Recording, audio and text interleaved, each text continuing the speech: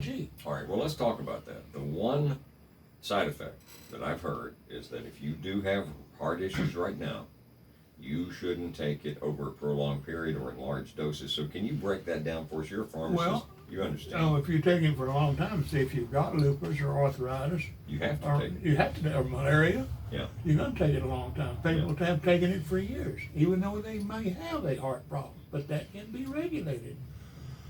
Through lower dosages or what? Well, the dosage you're going to take for prophylaxis for COVID is going to be much lower for a shorter period of time. You're not going to be taking it for the rest of your life. You're going to take it for maybe 10 to 14 days.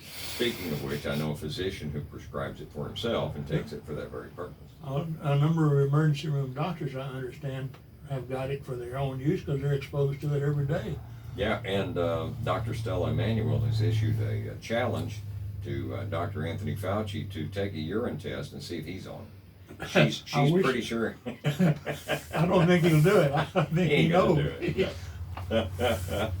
Have you ever in your life seen this kind of reaction to a drug that was relatively harmless? Have we ever done this before? Not to my knowledge, my experience.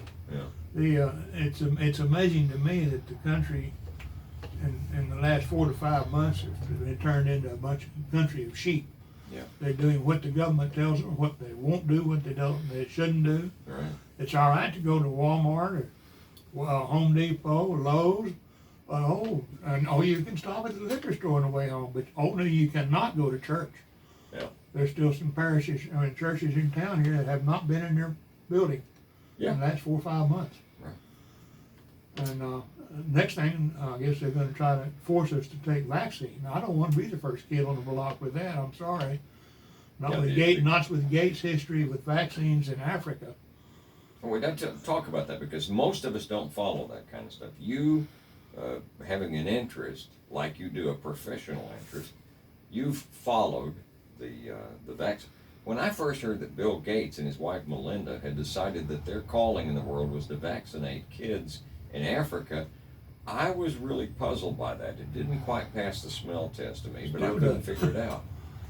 People that promote abortion and people that think that we ought to have birth control, but they're over there giving people shots for malaria, for polio, for measles, whatever. Well, they still don't have a vaccine for HIV. Right. They were working on one on SARS. Anthony Fauci was doing that. Yeah, and this SARS experiments they were doing, that's what they're trying to relate right now to COVID. There's a paper from 2005 where Fauci said that this was, they were talking about said it was the drug of choice for the treatment. Said it was really for SARS. For SARS, yeah. And this is a coronavirus, another coronavirus. So tell me about the Bill Gates story with his history of vaccines. That was a country that they could get by with and not raise too many eyebrows by vaccine experimentation. Now that was which country? Well, they were Africa. Well, I mean, which well, country? They were working on HIV. They were working on what was the other one that was so bad? Ebola. Ebola. Yeah. They still don't have a vaccine for that, but Right. there's thousands of children in Africa that are dead because of the vaccine failures.